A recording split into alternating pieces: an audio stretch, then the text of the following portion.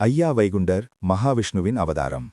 ஆனால் ஐயா வைகுண்டரை மனிதன் எனவும் சமூக சீர்திருத்தவாதி எனவும் சமூக போராளி எனவும் ஒரு சிலர் கூறுகின்றனர். அது மட்டுமின்றி அவருக்கு மணிமண்டபம் கட்டவும் தயாராக உள்ளனர்.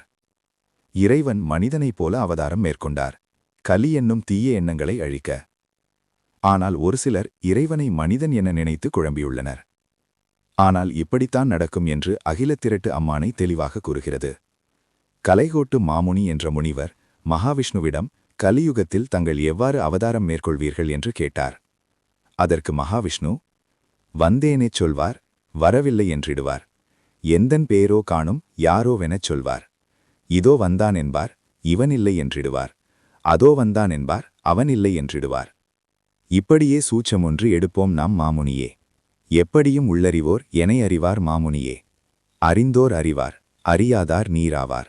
செறிந்தோர்கள் வாழ்வார், சேராதார் போய்மாழ்வார் என கூறினார். என்னவென்றால், நான் சூட்சமமாக கலியுகத்தில் அவதரிப்பதால் வைகுண்ட அவதாரத்தை யாரும் எளிதில் கண்டுகொள்ள முடியாது. ஆகையால் நாராயணனாகிய நான் வந்துவிட்டேன் என சொல்வார்கள். உடனே அவர் வரவில்லை என்று கூறுவார்கள். இருப்பினும் என் மீது நம்பிக்கை கொண்டோர் எப்படியும் நாராயணனாகிய நான் தான் வைகுண்டராக அவதரித்துள்ளேன் என்பதை அறிந்து கொள்வார்கள். அவ்வாறு என்னை அறிந்தவர்கள் நன்றாக வாழ்வார்கள், அறியாதவர்களோ அழிந்து போவார்கள் என அகிலத்திரட்டு அம்மானை தெளிவாக கூறுகிறது. ஐயா வைகுண்டர் காட்டிய ஐயா வழி பாதையில் நாம் வாழ்ந்து தர்மயுக வாழ்வை அடைவோமாக. நன்றி. ஐயா உண்டு.